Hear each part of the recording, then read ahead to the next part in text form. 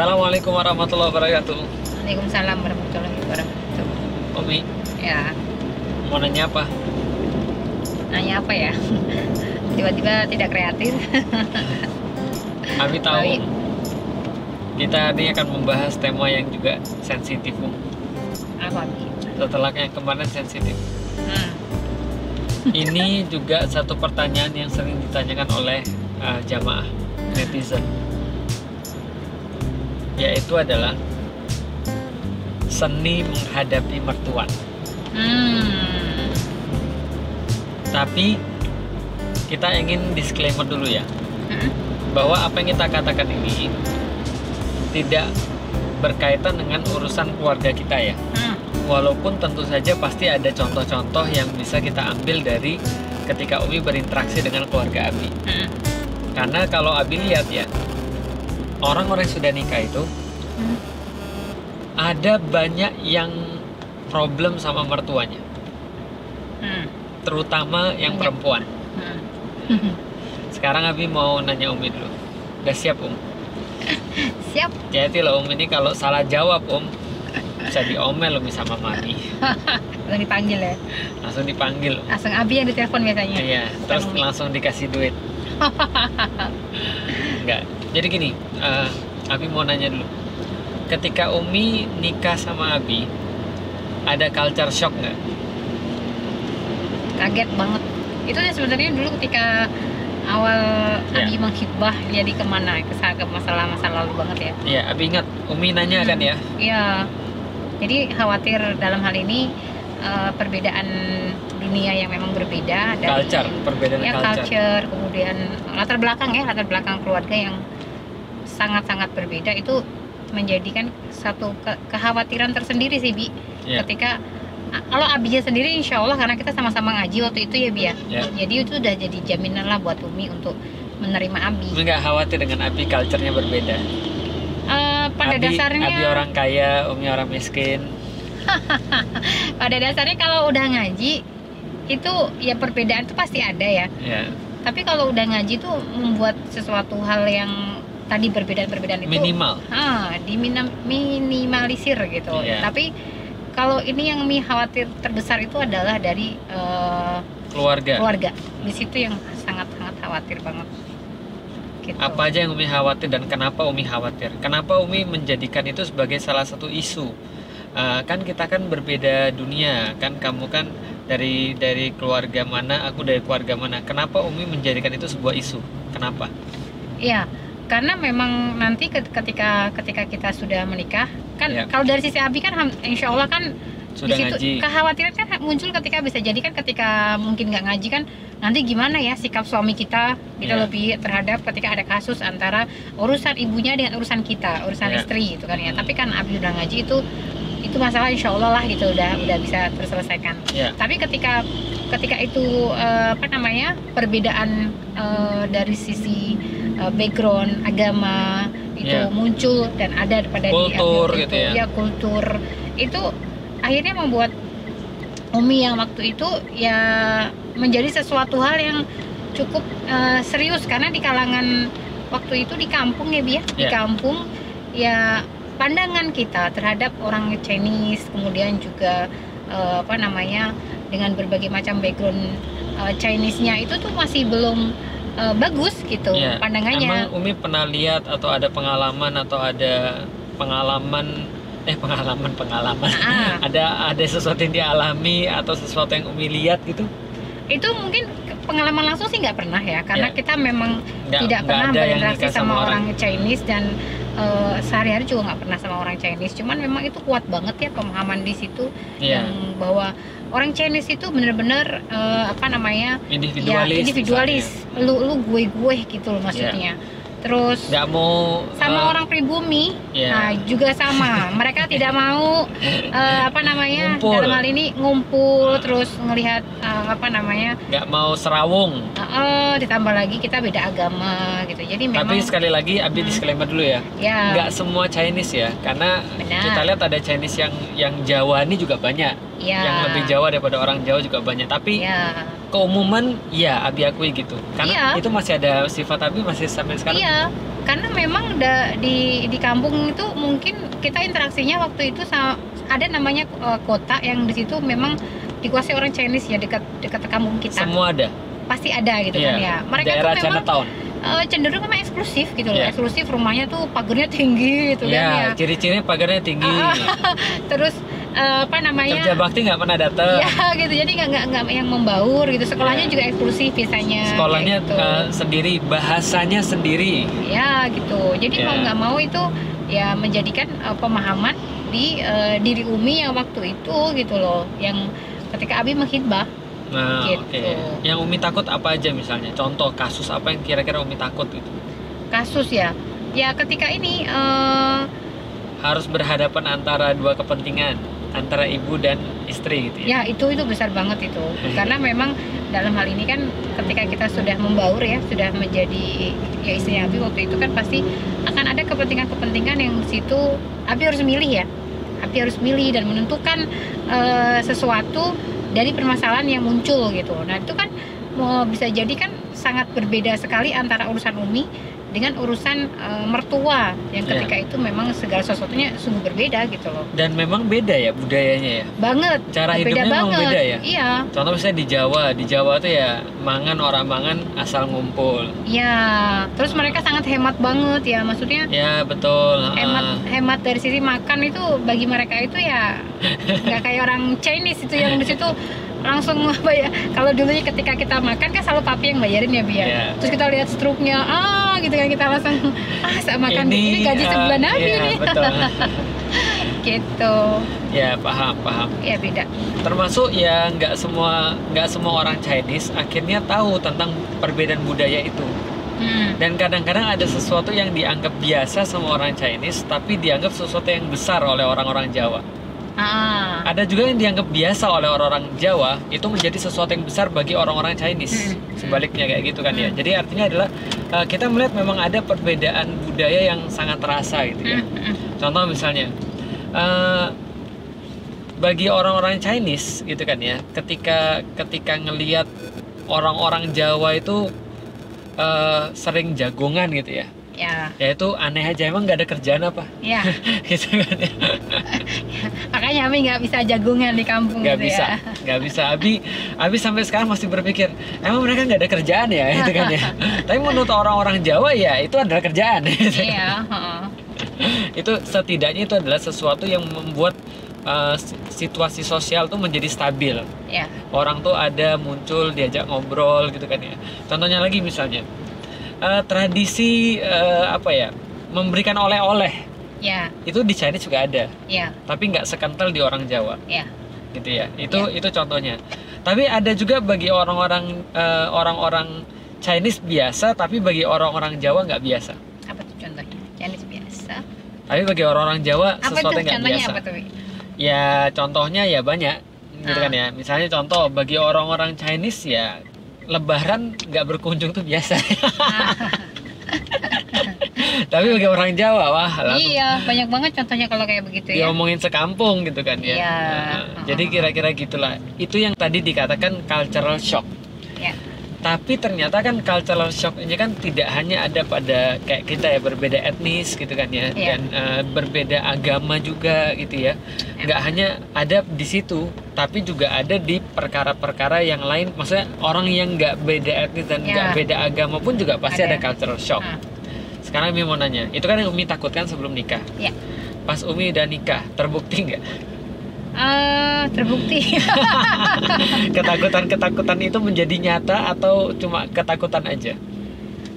Untuk Umi sendiri, istilahnya yang tadi yang kekhawatiran kayak masalah gimana ya nanti ketika Abi harus dihadapkan pada satu pilihan, itu insya Allah sih nggak terjadi ya, karena memang dalam hal ini kita komunikasinya cukup bagus ya Bi ya, maksudnya untuk tapi ketika menyelesaikan menjadi itu. seorang istri ternyata memang ada problem-problem yang harus diselesaikan dengan mertua gitu ya. Ya. Nah karena gini, karena Abi mau jelasin dulu ya. Abi pernah baca beberapa jurnal-jurnal, bukan jurnal ding, beberapa bahasan-bahasan orang tentang mertua dan mantu. Dan kebanyakan di antara mereka itu berpendapat sama. Secara psikologi biasanya seorang ibu itu merasa menguasai anak laki-lakinya. Sedangkan seorang ibu perempuan itu ketika dia sudah menikahkan anaknya, dia merasa pekewo, dia merasa nggak enak untuk ikut campur dalam kehidupan anaknya itu. Itu secara umum ya, sekali lagi secara umum. Bukan berarti harus kayak gitu ya. Tapi kebanyakan itu yang bermasalah itu adalah orang tuanya laki-laki. Kenapa orang tuanya laki-laki? Ya di dalam Islam juga sama kan ya. Kita memandang bahwa anak laki-laki itu milik ibunya sampai mati. Sedangkan anak perempuan adalah milik ayahnya sampai dinikahkan. Nah jadi artinya yang merasa ownership-nya itu lebih tinggi itu adalah ibunya yang laki-laki. Maka yang bermasalah biasanya mantu perempuan dengan mertua perempuan. Ya nggak sih? Mantu perempuan dengan mertua ya. Nah itu biasanya bermasalah. Kenapa? Contoh misalnya dulu Umu Adila kan gitu kan ya. Abi kan pergi ke kantor, pulang-pulang Umi nangis gitu ya. Kenapa? Habis nonton drama Jepang gitu ya. Enggak. Karena mungkin ada sesuatu yang Umi rasa biasa ketika di kampung menjadi nggak biasa ketika nginep di rumah orang tua Abi, papi dan mami. Dan mungkin bagi papi dan mami biasa, khususnya mungkin bagi mami biasa, tapi bagi Umi kayak ada yang ganjel gitu ya.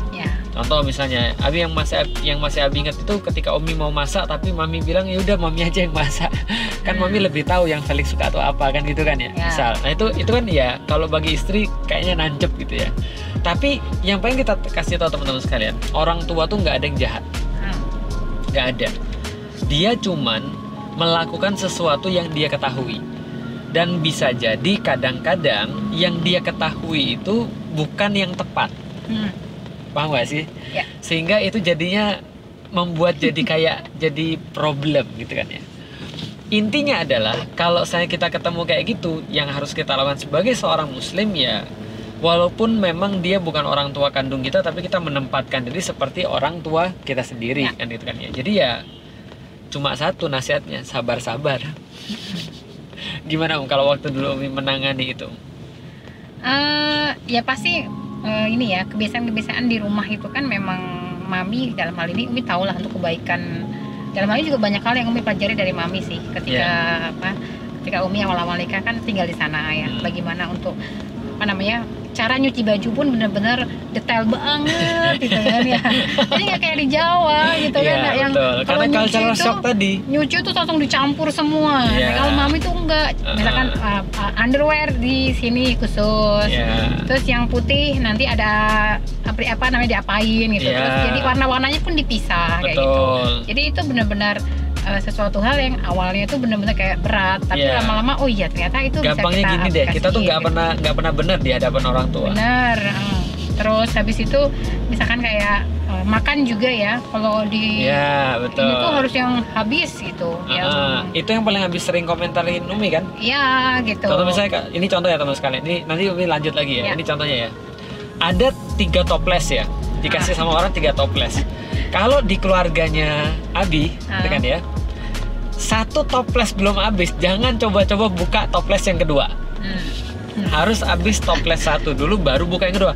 Kalau Umi enggak, ada 3 toples, 3-tiganya dibuka, 3-tiganya dimakan, ujungnya lempem semuanya. Itu Abi kesel banget tuh terus terang. Karena memang perbedaan budaya gitu ya. Nah, terus gimana? Iya, itu contoh aja. Yang ini banyak banget ya yang di situ memang kita sebagai seorang menantu gitu kan, apalagi menantu di situ gitu kan ya harus siap-siap aja ketika diarahkan. Dan sekarang tuh yang terjadi malah di Umi ya, biar sekarang tuh ibunya Umi kan dalam hal ini orang Jawa ya. Betul. Yang kalau boleh dibilang aduh tidak ada pendidikan gitu. Jadi sekarang di rumah tuh kadang-kadang suka sungkan ngomong sama Eyang gitu kan ya, maksudnya Yang nanti gini. Jadi kayak Umi malah ngajarin ibu gitu kan ya, supaya malah Umi yang bermasalah ya.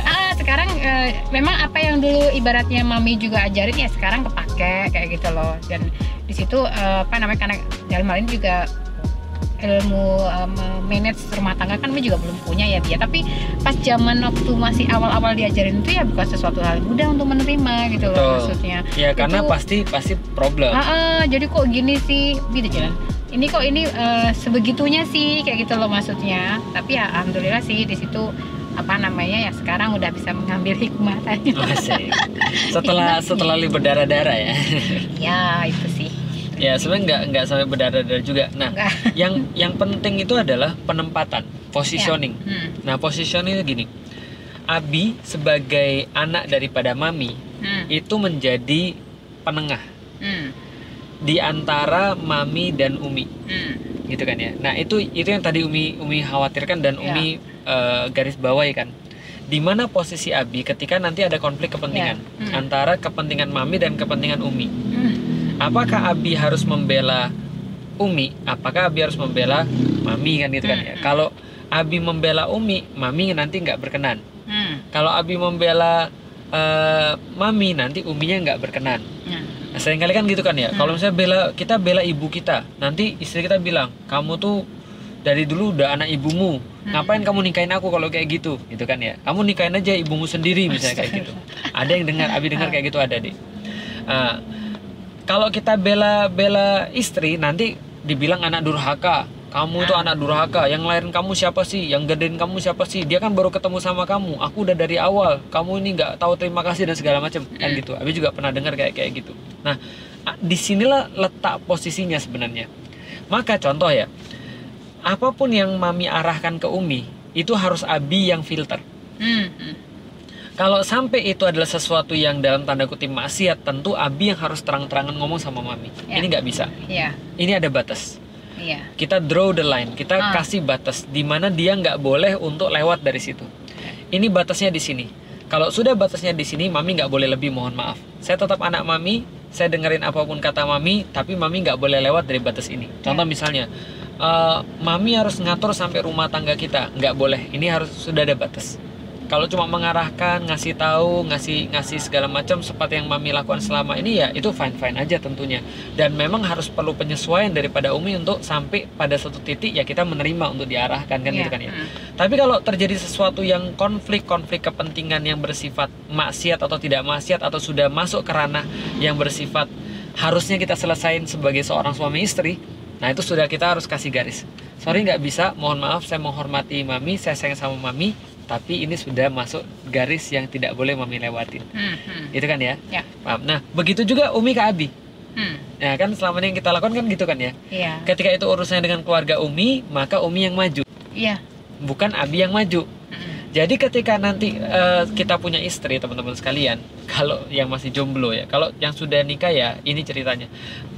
Jangan sampai kita mengumpankan istri kita ke orang tua kita. Atau sebaliknya, istri kita mengumpankan kita pada keluarganya dia. Nah, yang penting itu kita tahu positioningnya masing-masing. Nah, selama kita tahu positioningnya itu, insya Allah semua jadi aman.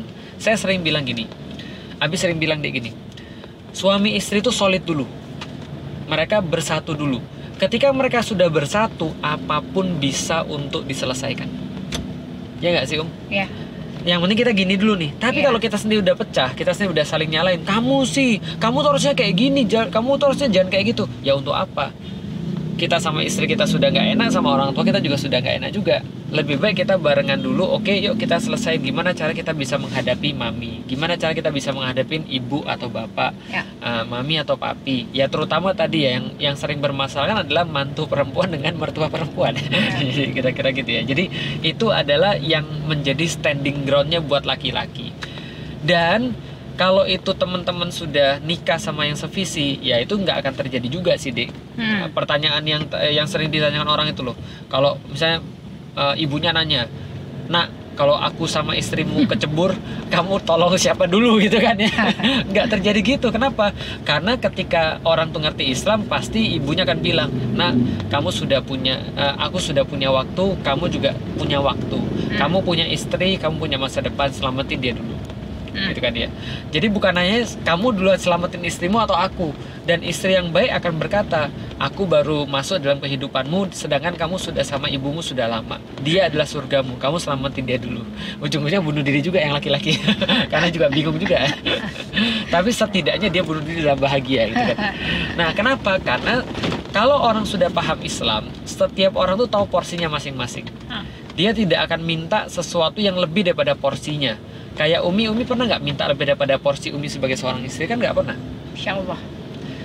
ketika contoh misalnya Abi bilang sama Umi, Abi pengen beliin Mami hadiah, Umi langsung setuju. Iya. Begitupun juga Abi, kalau Umi bilang Abi, Umi pengen ngasih ibu ini, Abi bilang ya monggo aja, uangnya Abi ya uangnya Umi. Kadang malah Umi yang larang ya. Iya betul. Jadi kira-kira malah kadang-kadang Umi yang larang untuk beliin kepada ibu Iya. atau bapak kan gitu kan. Nah, ini adalah sesuatu yang yang Abi pikir yang penting sekali karena kita itu punya porsi masing-masing dalam kehidupan kita. Nah, dengan cara itu kita bisa untuk berinteraksi dengan mertua lebih baik, gitu kan ya. Iya. Makanya penting sekali keahlian untuk draw the line itu, untuk menentukan batas sampai di mana. Jadi batasnya sampai di sini ya. Ya. Jadi batasnya sampai di sini ya. Jadi batasnya sampai di sini ya. Jadi nggak bisa untuk melewatin batas, walaupun kita tetap tidak boleh kurang ajar. Kita tetap tidak boleh untuk kasar. Kita tetap tidak boleh untuk melawan. Kenapa? Karena di dalam Al-Quran sudah jelas ya. Wakhfid lahuma janahazulli minar rahmah.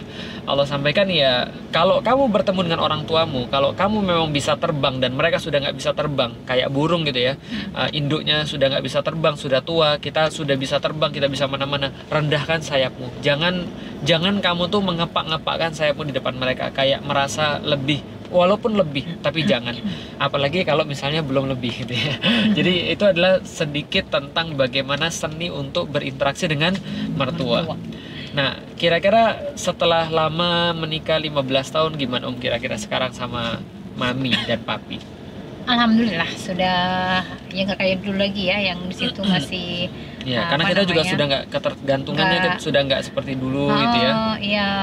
Kalau sekarang sih alhamdulillah sih sudah fokus kita malah kepinginnya mereka itu bisa bahagia gitu loh, Iya, bisa ya berbakti lah berbakti sama mereka, birrul walidain. Ya, kita berharap gitu. mereka jadi muslim gitu ya. Ya. Dan di situ nikmati hidup. Ya benar, gitu sih yang di situ fokus kita di situ sih alhamdulillah. Sekarang udah. Kalau Abi ada masalah nggak sama mertua? Alhamdulillah. Karena orang Jawa mertuanya. Yang alhamdulillah sih, jadi mereka menyesuaikan gitu sama Abi, bukan Abi menyesuaikan, mereka menyesuaikan. Itu gitu. Orang Jawa tuh selalu menyesuaikan. Jadi udah paham ketika Abi begini gitu, jadi ya udah gitu. Ya udah paham, ya udahlah mau gimana lagi, memang dia kayak gitu ya. gitu ya. Memang gitu. Orangnya kayak gitu, ya udahlah gitu kan ya. Mau gimana lagi ya. Orang Jawa kan gitu kan ya, mau gimana lagi gitu kan ya. Ya teman-teman sekalian, mudah-mudahan jadi manfaat. Tapi intinya yang tadi bisa diambil adalah beberapa ya. Yang pertama adalah jalani aja dengan sabar, karena penyesuaian itu memang perlu waktu. Tapi bismillah, mudah-mudahan teman-teman bisa, asal tadi visi dan misinya sudah jelas. Sama di antara suami istri harus solid dulu untuk menentukan kenapa mereka mau nikah. Maka mereka bisa untuk melewati cultural shock apapun insya Allah. Yang kedua, nggak ada orang tua yang jahat. Mungkin mereka nggak tahu, tapi itu pun bukan alasan bagi kita untuk memandang mereka tuh jahat atau mereka tuh kayak nggak ngerti atau mereka tuh punya maksud jelek. Enggak, mungkin mereka nggak tahu. Nah karena itulah bareng-bareng supaya kita tuh coba untuk ngasih tahu. Yang ketiga teman-teman sekalian, yang ketiga itu adalah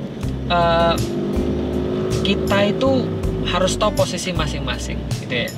Suami tahu posisinya, istri tahu posisinya, dan posisi suami adalah menjadi benteng dia di antara istri dan keluarganya, dan posisi istri juga menjadi benteng di antara keluarga sama suaminya gitu kan. Jadi itu adalah yang bisa kita sampaikan. Yang paling penting adalah solid dulu aja lah. Insya Allah nanti kita sambung lain kali, ada pesan-pesan yang lain Sudah nyampe. Yuk, assalamualaikum.